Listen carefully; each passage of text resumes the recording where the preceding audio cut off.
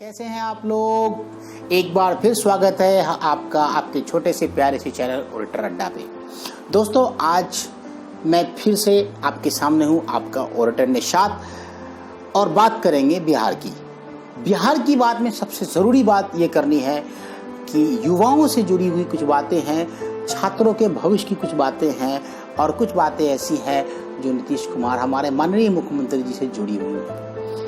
दोस्तों, जैसा आप सभी जानते हो कि बिहार में चुनाव की घोषणा 2 दिन पहले शायद अभी हुई है, और चुनाव आयोग ने डेट अनाउंस कर दिया है। डेट अनाउंस से 2 दिन पहले तक आपने देखा होगा कि हमारे माननीय मुख्यमंत्री जी नीतीश और उनकी सरकार से जुड़े हुए उनके लग्गे जग्गे, जो भी कहते हो आप लोग, उसी भाषा में आप उनका इस्तेमाल कर लो, क्या किया है।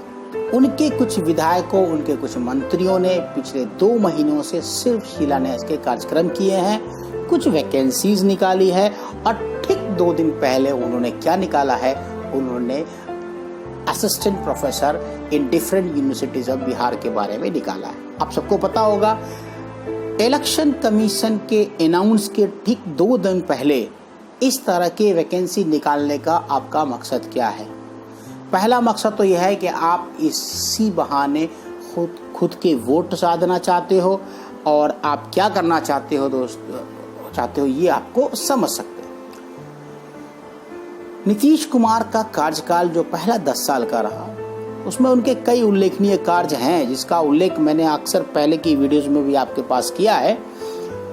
लेकिन इधर जो 2005 से लेकर 2020 के बीच इनकी सरकारें सिर्फ और सिर्फ बेवकूफ़ बनाने का कार्य करती आई है। इतना बेवकूफ़ बनाया है बिहार वासियों की, उसकी कोई इंतहा नहीं है। लॉ एंड ऑर्डर की हालत बहुत बुरी, करप्शन अपने चरम पे। लोग कहते हैं कि शराबबंदी हो गई, शराबबंदी नहीं। लेकिन मैं इन सब पे बात नहीं करना चाहता। आज मैं एक खास मुद्दे पे बात करना चाहता हूँ, और छोटी सी बात करना चाहता हूँ, और आप लोगों का ध्यान आकृष्ट करना चाहता हूँ, सरकार का ध्यान आकृष्ट करना चाहता हूँ कि अभी मैंने एक न्यूज़ देखा, सामने दिख रहा है कि उसमें ये था, और पहले भी मैंने उस वक्त अप्रैल में पढ़ा था कि यूनिवर्सिटी UGC ने ऐसा रिकमेंड किया है कि 6 मंथ का एक्सटेंशन दिया जाए, जिनका PhD थीसिस सबमिट होना है ड्यू टू कोरोना की वजह से। जाहिर सी बात है, ये अच्छी पहल थी UGC की, स्वागत योग्य कदम था कि भाई 6 महीना का आपको एक्सटेंशन मिलेगा, और ऐसे नहीं भी मिलता तो भी स्टूडेंट तो खुद तो लेते ही हैं एक्सटेंशन।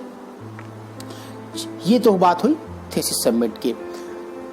जब UGC ने ऐसा रिकमेंडेशन कर दिया कि आपको 6 महीने का एक्सटेंशन दिया जाएगा या दे दिया गया, अभी तक तो पूरी जानकारी, पूरी न्यूज़ भी ठीक से नहीं है, तो उन्होंने 2 दिन पहले जो वैकेंसी निकाली है उसमें यह है कि थीसिस आपका इवैल्यूएशन हो करके आ चुका हो, आपका वाइवा अगर पेंडिंग है तो ही आप फॉर्म भर सकते हैं, या फिर आपको डिग्री मिल चुकी है तो आप इसका फॉर्म भर सकते हैं।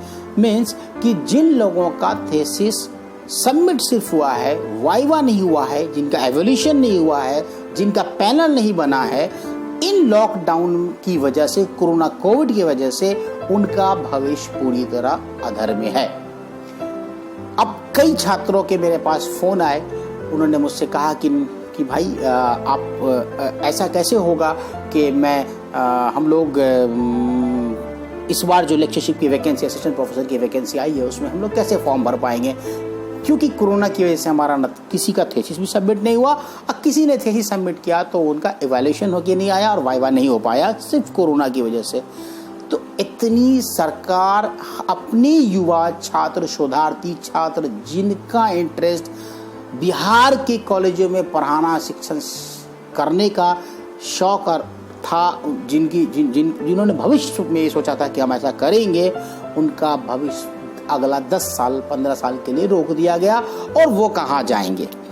अब देखो, कई छात्र मुझे बोले कि मार्च में मैंने सबमिट कर दिया था, जस्ट बिफोर द लॉकडाउन, अभी तक उनका पैनल नहीं बना, उनका पैनल नहीं तैयार हुआ, उनका इवैल्यूएशन नहीं हुआ, तो उनका क्या कसूर है, वो क्या करेंगे इस वक्त। तो इन सब बातों का ध्यान नहीं रखा गया। केवल और केवल चुनावी रणनीति के तहत इस वैकेंसी को निकाला गया है, और मैं इस वैकेंसी के जरिए सिर्फ इतना ही समझता हूँ कि नीतीश कुमार को वोट लेना है, और वो दिखाने की राजनीति कर रहे हैं, और नीतीश कुमार को इस बात के लिए बिल्कुल सामने आकर के कहना चाहिए था कि वैकेंसी अभी नहीं निकाली जाए, या तो आपको प्रोविजन आपको देना चाहिए था कि लास्ट डेट के फॉर्म भरने तक जितने लोगों की थीसिस सबमिट हो जाएगी, they all are eligible to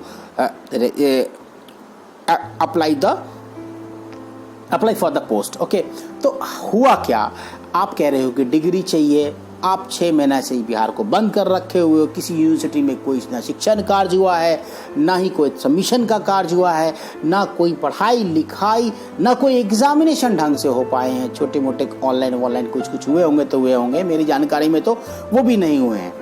तो मैं सिर्फ मेरा मुद्दा यह है कि बिहार के छात्रों का भविष्य इस तरह से अंधकार में डालने का हक नीतीश कुमार को किसने दिया।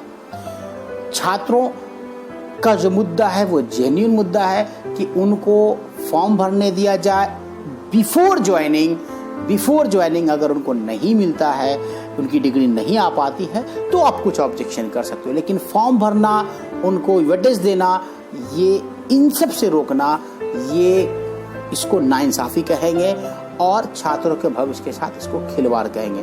तो दोस्तों, मैं इसी मुद्दे को लेकर आया था आपके सामने, और मैं नीतीश कुमार से रिक्वेस्ट करूंगा कि मैं ज़्यादा बात आज आप लोगों से इसलिए नहीं करूंगा क्योंकि मुद्दे कई हैं, तो मैं मुद्दों को घालमेल नहीं करना चाहता, सिर्फ इसी मुद्दे पर बात करना चाहता था कि नीतीश कुमार शर्म करो।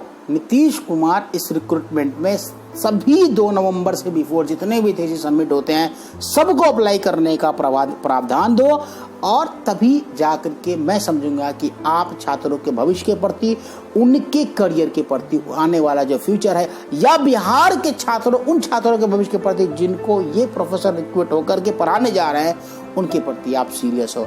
ऐसे भी आपके पास कुछ नहीं है, पहले भी आपने कुछ किया नहीं है, कहीं आपका कुछ नहीं किया हुआ है, हर जगह आपने सिर्फ लिपापोती की है। पिछले 5 सालों में नियोजनों पे लोगों को ठेके पे रखा है, किसी को कोई परमानेंट नौकरी आपने नहीं दी है।